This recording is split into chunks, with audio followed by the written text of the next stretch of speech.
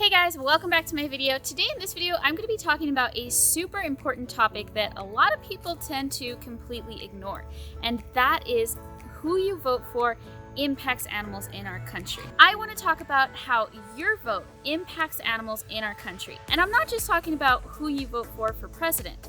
Who you vote for your representatives is possibly even more important. So don't forget to subscribe to my channel, and let's get started with today's video.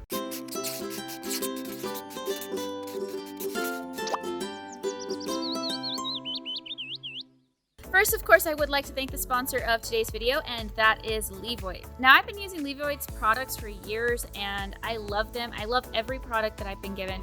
In fact, I use most of the products on a daily basis, and some of these products I can't even sleep without. So I'm really excited to show you one of their new products. This is the new humidifier that I received from Levoit. Humidity in El Paso is usually around 20%, so it's almost impossible to live without a humidifier here.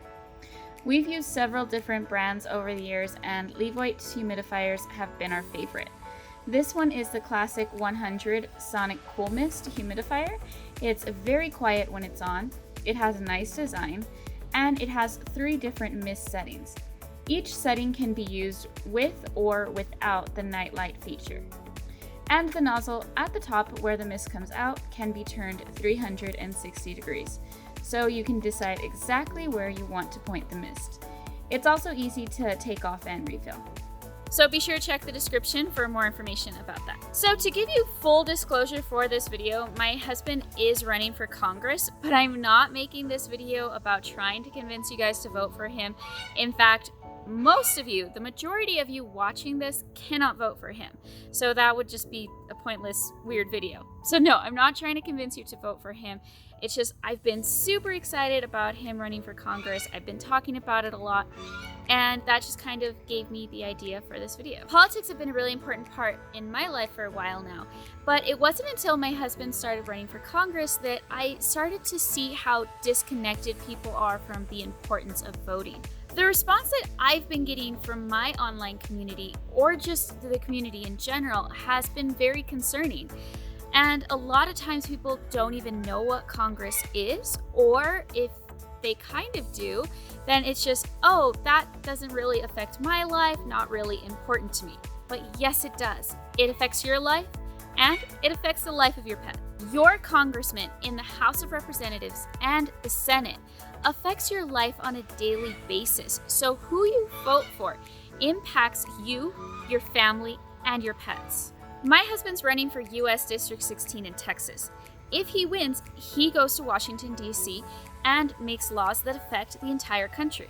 There are 435 members of the House of Representatives, so somebody from your area where you live is elected to go to Washington to represent you and your interests. Now, you can actually find out who that is by doing a quick Google search of your area to find out who the person that is your representative. Now, all of them together go and vote on legislation.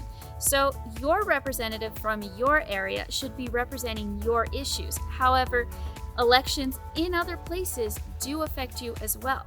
Now, a lot of people don't talk about how the lawmakers that we elect affect the lives of our pets. And that is one topic I know you guys are passionate about.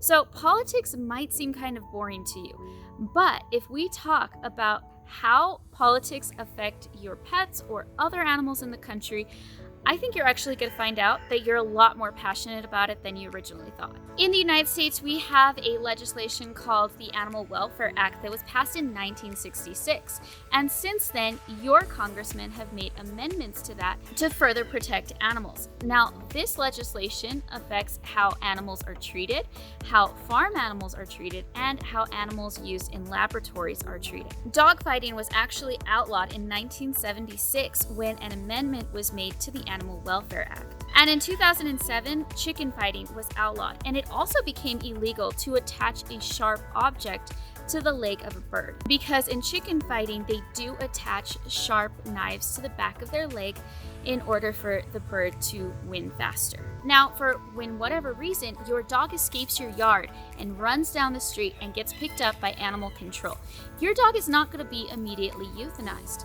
Do you know why that is? Congressmen voted that the local animal control and local animal shelters actually had to hold on to the animals for a certain amount of days before euthanizing.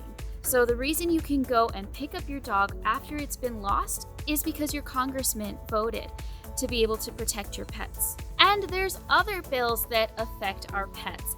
I'm able to train my own service dog and take him to places like restaurants that don't typically allow pets because he's trained to help me with my disability.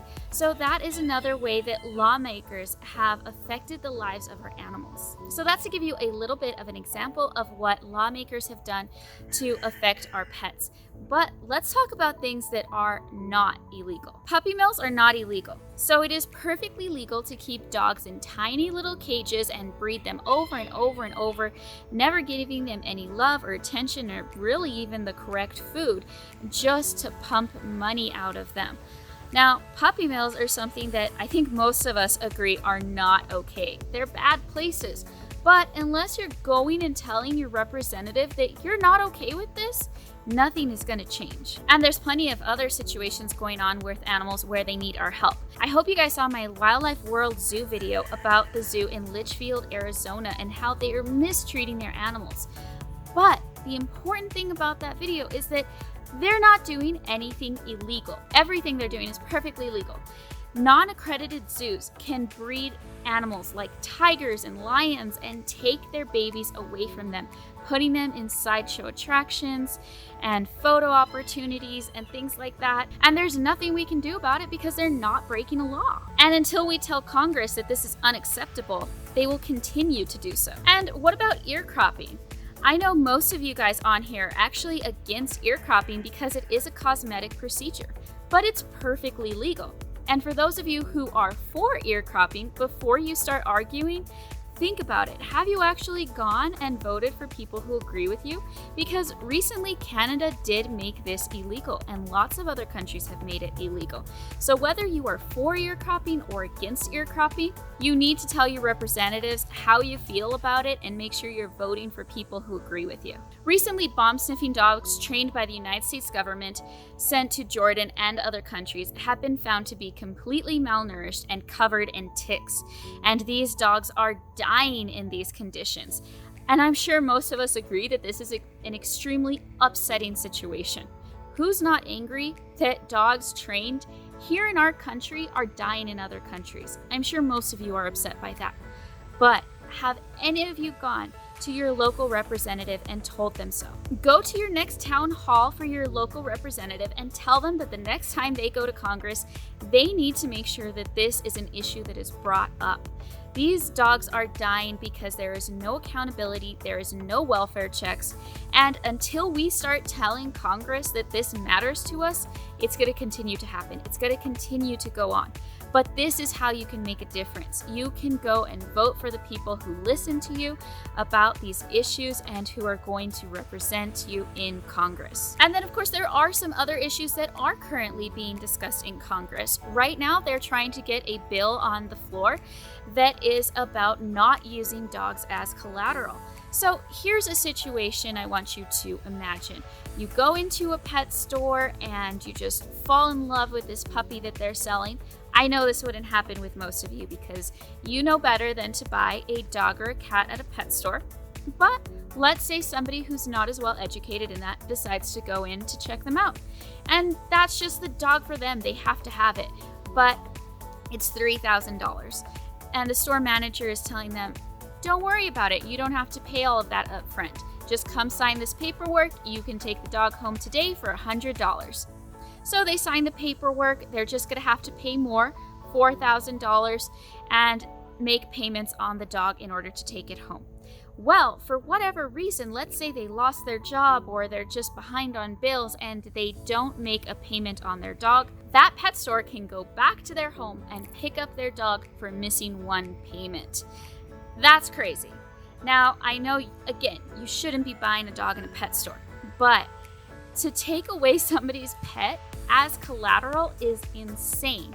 And that is a bill that they are trying to put on the floor so that they can no longer do this. so that they can stop this from happening. Because currently that situation that I just described to you is going on in a lot of cities. Another issue that's being pushed as a federal legislation is protection of horses.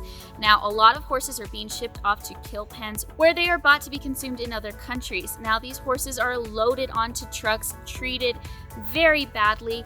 They are injured, they are not cared for, and they arrive in poor conditions, barely surviving the trip if they do actually survive the trip. And this isn't just happening to our domesticated horses, this is happening to Mustangs in the United States being rounded up and put into these kill pens. If you have a problem with this, then you need to go to your U.S. representative for your district and ask them if they're going to vote yes on this bill. If they say no, maybe you need to vote for somebody else to take office. I hope this shows you how important your congressmen are and how they impact your daily life and how they also impact the lives of your pets. It is so important to get out and vote. If you haven't already, please go and register to vote. I am asking you to go and vote in the next election. I'm not telling you who to vote for. I'm just telling you that you matter and that your vote matters. Register today because the primaries are coming up soon, and that is basically electing who is going to be in the election in November, if that makes sense to you guys. And it's really important to actually get out and vote in those primaries because you have more people to choose from. And that way you can find somebody that represents you and your goals and your ideas. I will link information down below so that you can register to vote. And I'm setting up a challenge for other pet tubers.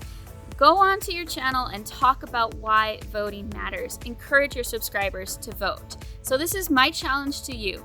Talk about why voting is important to you. And go online, do a quick Google search, and find out who represents you. Who represents you at your city level, at your state level, and at the federal level. Do these people represent you? Are they doing the things that you want? It's easy to sit here on social media and complain and complain and complain about things that are going on, but unless you go out and vote, nothing is going to change. So why bother even complaining unless you are actually gonna go and vote? And I can't stress this to you guys enough. It's more important who you vote for as your representatives than even the presidential election. That's the one that gets the most coverage, but it really, really matters who we have in Congress. Thank you guys so much for watching this video. I hope you enjoyed it, and I will see you guys again next time.